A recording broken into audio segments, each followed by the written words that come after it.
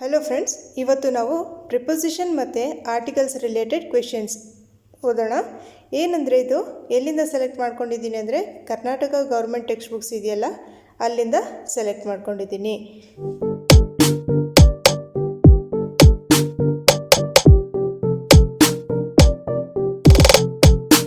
Okay, first question. Once upon a time an elephant made friendship dash a man. One day, dash heavy thunderstorm broke out.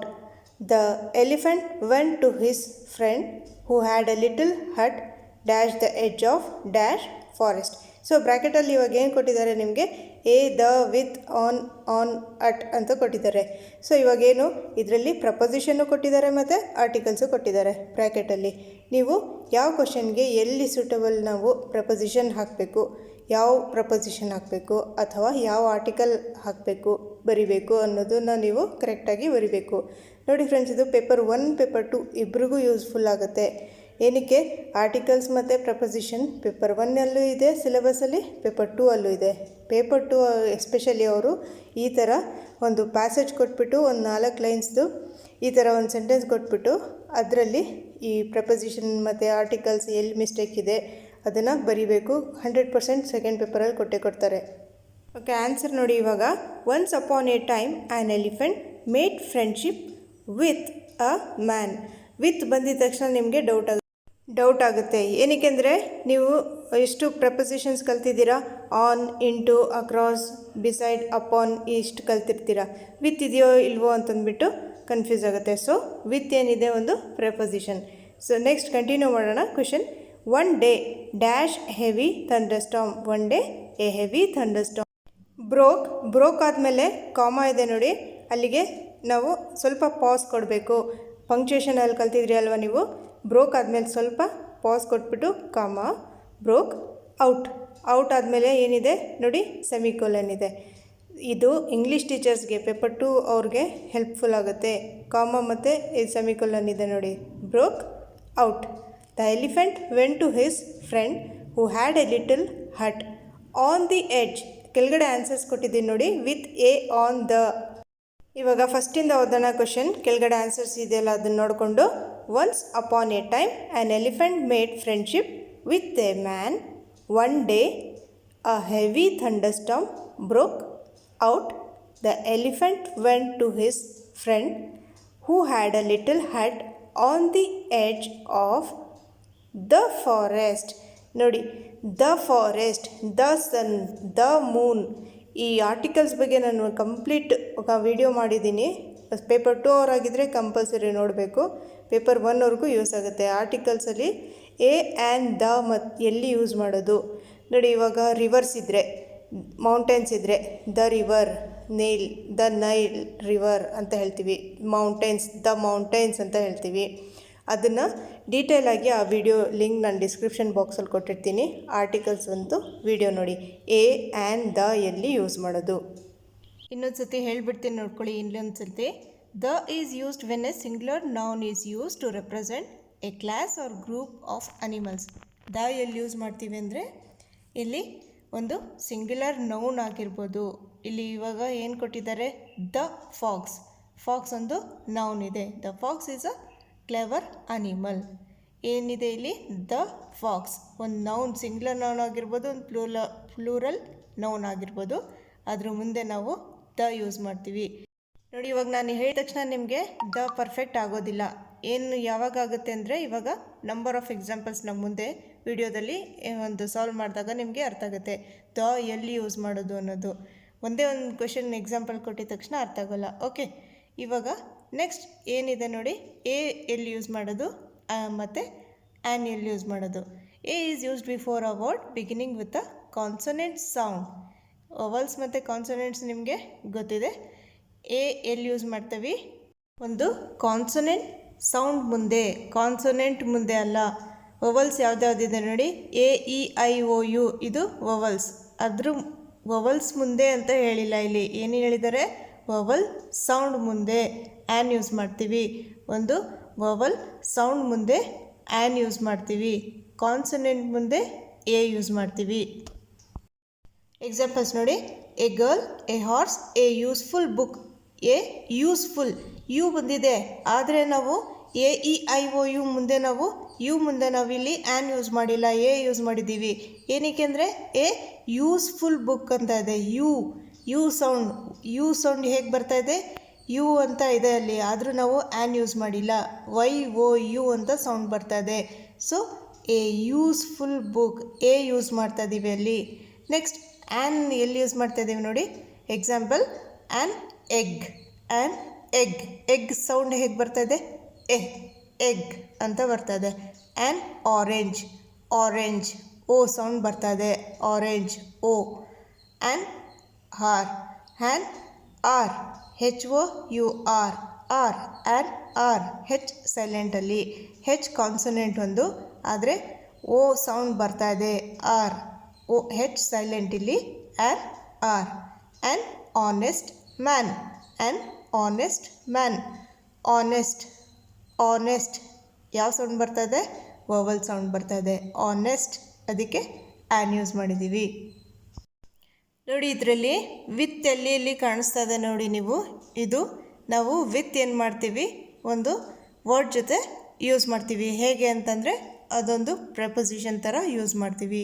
Okay, with ಒಂದು preposition ಆಗಿರುತ್ತೆ, about ಕೂಡ ಒಂದು preposition ಆಗಿರುತ್ತೆ. Next question, my dear good friend, your skin is harder than mine. There is not enough room dash. ಇಲ್ಲಿ ಬ್ರ್ಯಾಕೆಟಲ್ಲಿ ನೋಡ್ಕೊಳ್ಳಿ, ಏನು use ಮಾಡ್ತೀವಿ ನಾವು, ಒಂದು ಪ್ರಪೋಸಿಷನ್ ಯೂಸ್ ಮಾಡ್ತೀವೋ ಅಥವಾ ಒಂದು ಆರ್ಟಿಕಲ್ ಯೂಸ್ ಮಾಡ್ತೀವೋ ನೋಡಿ. Is not enough room for ಇಲ್ಲಿ ಯೂಸ್ ಮಾಡ್ತಾ ಇದ್ದೀವಿ. ಫಾರ್ ಏನಿಲ್ಲಿ preposition. For both of us. You can afford dash. You can afford to no ಅಥವಾ ಬೈ ನೋ ಅಥವಾ in no.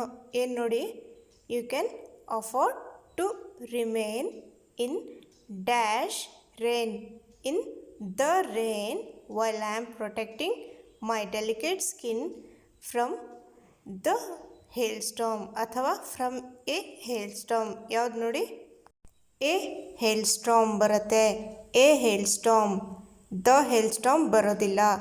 I am protecting my delicate skin from a hail storm. Okay, ಇವಾಗ ಕೆಳಗಡೆ answers ಇದೆ, ಅದನ್ನು ನೋಡಿಕೊಂಡು ಇವಾಗ ಕರೆಕ್ಟಾಗಿ ಸೆಂಟೆನ್ಸ್ ಕಂಪ್ಲೀಟ್ ಮಾಡೋಣ. My dear good friend, your skin is harder than mine. There is not enough room for both of us. You can afford to remain in the rain while I am protecting my delicate skin from a hailstorm. Okay, next question. My lord, there is no disturbance of the peace dash your kingdom. I have only been having dash little discussion. A little discussion ಅಥವಾ an little discussion ನೋಡ್ಕೊಳ್ಳಿ. A little discussion ಬರುತ್ತಿಲ್ಲಿ. A little discussion dash my friend here as to dash possession of this little hut.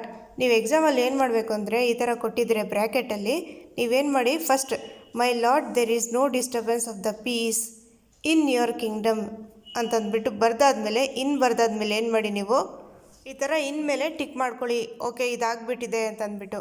Next, have only being having a little ಆದಮೇಲೆ a ಮೇಲೆ tick ಮಾಡ್ಕೊಂಬಿಡಿ, a ಆಗಿದೆ ಅಂತಂದ್ಬಿಟ್ಟು. A little discussion with my friend. With ಬರ್ದಿದ ತಕ್ಷಣ with ಮೇಲೆ tick ಮಾಡ್ಕೊಳ್ಳಿ. Okay, here as to dash position of this little hut. ಇವಾಗ ಯಾವುದಾದ್ರು ಮಿಕ್ಕಿದೆ, here as to the position of this little hut. The correct ಆಗುತ್ತೆ ಇಲ್ಲಿ. Here as to an position ಅಂತ ಬರೋದಿಲ್ಲ, ಅಥವಾ for position of this little hurt ಅಂತ ಬರೋದಿಲ್ಲ. Here as to the position of this little hurt, the correct answer.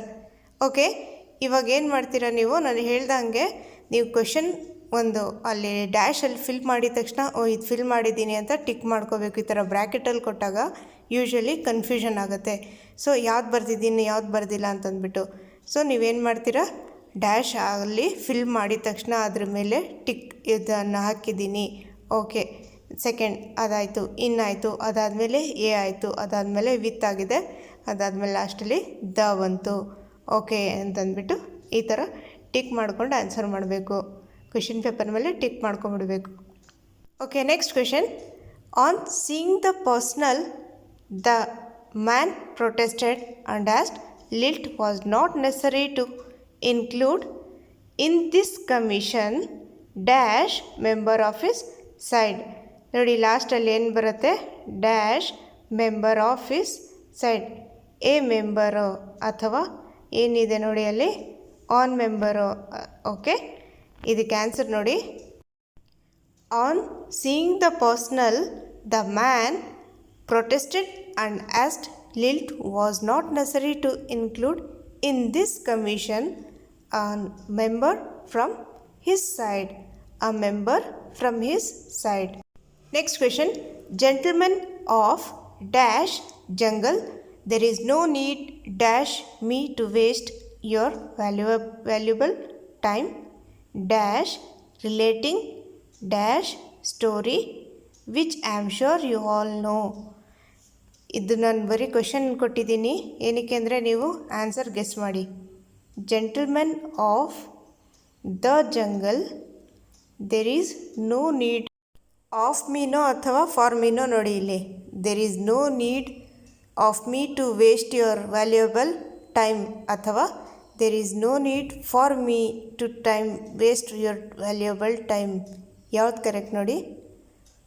There is no need for me to waste your valuable time. Okay, answers ನೋಡಿ.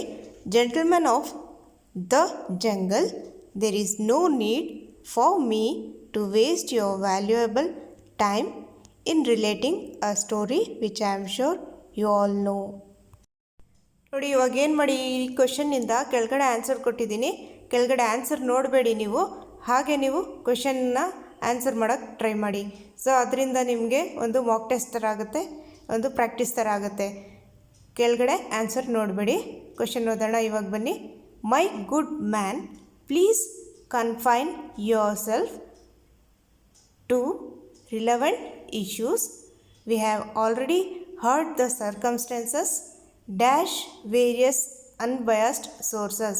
From various unbiased sources, all we wish you to tell us is whether the undeveloped space in your hut was occupied dash anyone else before. Occupied by anyone else before. So ಈ ಥರ ನೀವು ಒಂದು 15 questions ಇದೆ ಮುಂದೆ ವಿಡಿಯೋದಲ್ಲಿ. Totally ಇದನ್ನು practice ಮಾಡೋಣ ನಾವು. ನೆಕ್ಸ್ಟ್ ಕ್ವೆಶನ್ಸ್ ನೋಡೋಣ. ನೀವು ಸ್ಟಾರ್ಟಿಂಗ್ ಏನು ಅಂದ್ಕೊಂಡಿದ್ದೀರಾ, ವಿಡಿಯೋ ಸ್ಟಾರ್ಟ್ ಆದಾಗ ಏನಿದು ಏನಿರುತ್ತೆ ಇದರಲ್ಲಿ, ಒಂದು ಪ್ರಪೋಸಿಷನ್ ಮತ್ತು ಆರ್ಟಿಕಲ್ ಅಂತಲೇ ಅಷ್ಟೇ ಅಲ್ವಾ ಅಂತ ಅನ್ಕೋತೀರಾ. ಬಟ್ ಕ್ವೆಶನ್ಸ್ ನೋಡಿದಾಗ ಇದು ಕರ್ನಾಟಕ ಟೆಕ್ಸ್ಟ್ ಬುಕ್ ಕ್ವೆಶನ್ಸಿಂದ ನಾನು ಸೆಲೆಕ್ಟ್ ಮಾಡ್ಕೊಂಡಿರೋದು, ನಾನು ಯಾವುದೇ ಬೇರೆ ಬುಕ್ಕಿಂದ ತೊಗೊಂಡಿಲ್ಲ. ಸೊ ಈ ರೀತಿ ಕ್ವೆಶನ್ಸ್ ಕೇಳ್ತಾರೆ 100%. ಕ್ಲಿಯರಾಗಿ ಸಿಲೆಬಸಲ್ಲಿ ಏನು ಕೊಟ್ಟಿದ್ದಾರೆ, ಯಾವ ಟೆಕ್ಸ್ಟ್ ಬುಕ್ಸ್ ರೆಫರ್ ಮಾಡಬೇಕು ಅಂತ ಕೊಟ್ಟಿದ್ದಾರೆ. ಕರ್ನಾಟಕ ಗೌರ್ಮೆಂಟ್ ಟೆಕ್ಸ್ಟ್ ಬುಕ್ಸ್ ಮತ್ತು NCERT ಟೆಕ್ಸ್ಟ್ ಬುಕ್ಸಿಂದನೇ ಕ್ವೆಶನ್ಸ್ ಕೊಡೋದು ನಿಮಗೆ. ಸೊ ಈ ರೀತಿಯೇ ಕ್ವೆಶನ್ಸ್ ಕೊಡೋದು. ವೆರಿ ಇಂಪಾರ್ಟೆಂಟ್ ಕ್ವೆಶನ್ಸ್ ಇದು. Okay, dash our opinion. From our opinion this dispute has arisen through dash regrettable misunderstanding. Through ಏನು ಬರಿತೀರಾ, ಥ್ರೂ ಆದಮೇಲೆ ಏನು ಬರಿತೀರಾ ನೋಡಿ. A regrettable misunderstanding. Clue to the backwardness ಏನಿದೆ, ಫ್ರಮ್ ಯುವರ್ ಐಡಿಯಾಸು ಅಥವಾ ಆಫ್ ಯುವರ್ ಐಡಿಯಾಸು ನೋಡಿ. Misunderstanding clue to the backwardness of your ideas. Okay, same question ಇದು. In our opinion this dispute has arisen through a regrettable misunderstanding clue to the backwardness of your ideas. ಇಲ್ಲಿ ಬ್ರ್ಯಾಕೆಟಲ್ಲಿ from of in ಓ ಅಂತ ಕೊಟ್ಟಿದ್ದಾರಲ್ಲ, ಅದು O ಜಾಗದಲ್ಲಿ A ಇರಬೇಕಾಗಿತ್ತಲ್ಲಿ. Okay, A. Next question.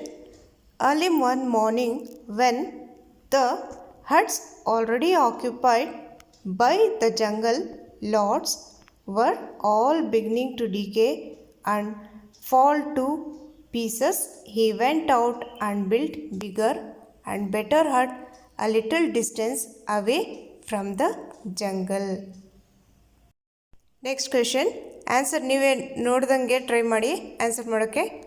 A coffee seed bed has to be protected from the sun. ನೋಡಿ ನಾನು ಹೇಳಿದ್ದೆ ಆವಾಗಲೇ article the ಎಲ್ಲಿ ಯೂಸ್ ಮಾಡ್ತೀವಿ?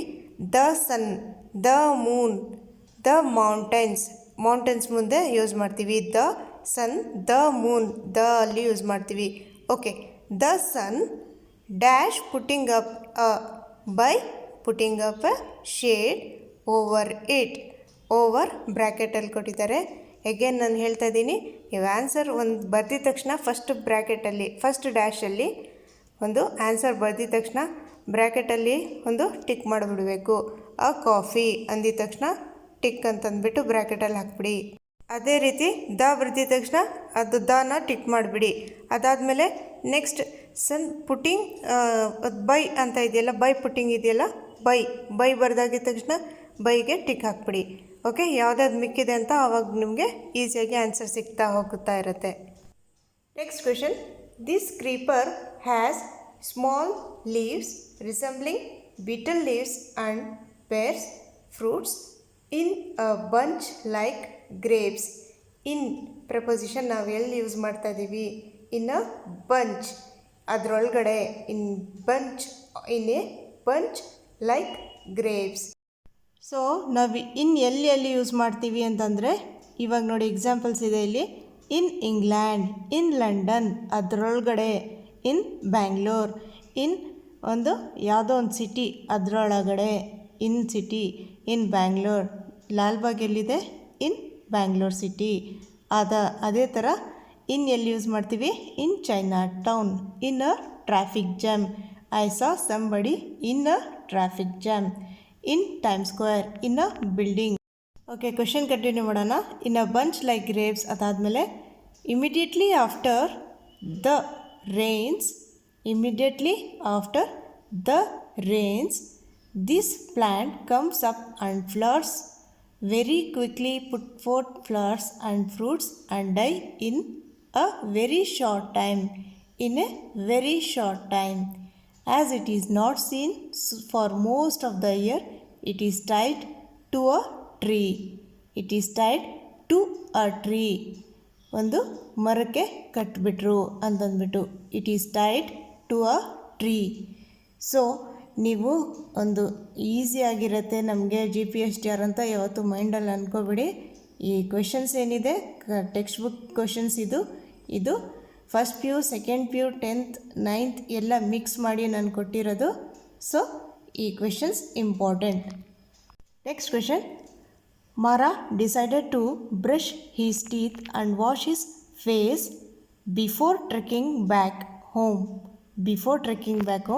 When he broke a small stick from a nearby plant to brush a third or fourth time, he felt a sour taste in the mouth.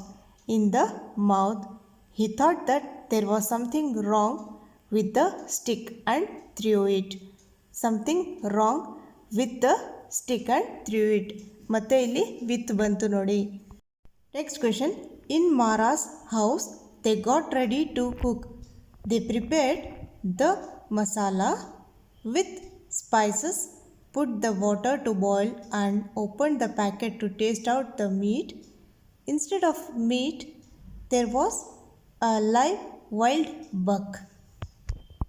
Next question, it was quite a big city in the valley of a mountain, some 1500 miles from home, the inhabitants of which had never been known for the quality of mercy. Next question, the narrator stayed in the city in a small dingy room.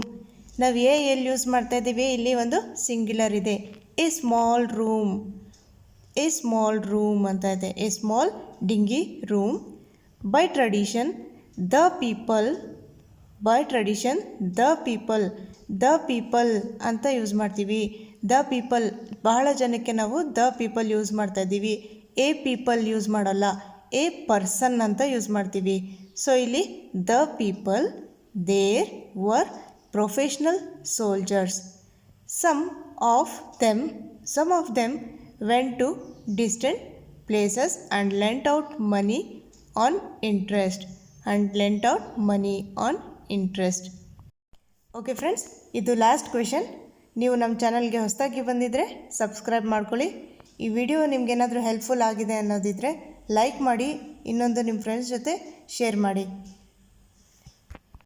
Babar A.H. must be the youngest headmaster in the world. The story of this young man from Murshidabad in West Bengal is a remarkable tale of the desire to learn amid the direst poverty. ನೋಡಿ friends, ಇದರ question ಕೊಟ್ಟಾಗ ನಿಮಗೆ confusion ಆಗುತ್ತೆ. ಇಲ್ಲಿ ಏನು ಕೇಳಿದ್ದಾರೆ, the story of this young man dash Murshidabad ಅಂತ ಇದೆ. ಇಲ್ಲಿ ಮುರ್ಷಿದಾಬಾದ್ ಅಂತ ಊರು, ಒಂದು ಸಿಟಿ ಹೆಸರು ನೋಡಿದ ತಕ್ಷಣ ನೀವು ಇನ್ ಮುರ್ಷಿದಾಬಾದ್ ಅಂತ ಬರೆದು ಬಿಡಬೇಡಿ. ಏನು ಕೇಳಿದರೆ ಒಂದು ಸೆಂಟೆನ್ಸ್ ಫುಲ್ ಓದಿ. This young man from Murshidabad in West Bengal is a remarkable tale of the desire to learn amid the direst poverty. ನೋಡಿ, ನೆಕ್ಸ್ಟ್ ವಿಡಿಯೋದಲ್ಲಿ ನಾನು ಸಬ್ಜೆಕ್ಟ್ ವರ್ಬ್ ಅಗ್ರಿಮೆಂಟ್ದು ಇದೇ ರೀತಿ ಕ್ವೆಶನ್ಸ್ ಕೊಡ್ತೀನಿ. ಇವಾಗ ಪ್ರಪೋಸಿಷನ್ ಮತ್ತು ಆರ್ಟಿಕಲ್ಸ್ ಕ್ವೆಶನ್ಸ್ ಕೊಟ್ಟನಲ್ಲ, ಹಾಗೆ ಇದೇ ರೀತಿ ಒಂದು ಟೆಕ್ಸ್ಟ್ ಬುಕ್ಸಿಂದ ಸೆಲೆಕ್ಟ್ ಮಾಡಿಕೊಂಡು ಸಬ್ಜೆಕ್ಟ್ ವರ್ಬ್ ಅಗ್ರಿಮೆಂಟ್ ಕ್ವೆಶನ್ಸ್ದು ನೋಡಿ ಈ ಥರ ಇರತ್ತೆ. ಒಂದು ಕ್ವೆಶನ್, ಸ್ಯಾಂಪಲ್ ಕ್ವೆಶನ್ ಕೊಟ್ಟಿದ್ದೀನಿ. The man dash on building new huts one by one ಅಂದರೆ the man goes on building. Answer ಇದಕ್ಕೆ GOES goes. The man goes on building new huts one by one. Every time he dash ಬ್ರ್ಯಾಕೆಟಲ್ಲಿ ಏನಿದೆ, every time he lose ಅಥವಾ every time he loses ಅಂತ ಇರುತ್ತೆ. Every time he loses his hut to one or the other animal. Finally he dash ಏನು, gather ಅಥವಾ gathers. Finally, he gathers all the animals in the bigger hut and burns them to ashes. Okay friends, ಈ ಥರ type questions subject verb agreement questions, ಮತ್ತು ಅದರಲ್ಲಿ ಏನಿರುತ್ತೆ ಒಂದು ಸ್ವಲ್ಪ explanation ಕೂಡ ಕೊಡ್ತೀನಿ. Okay friends, thank you for watching this video.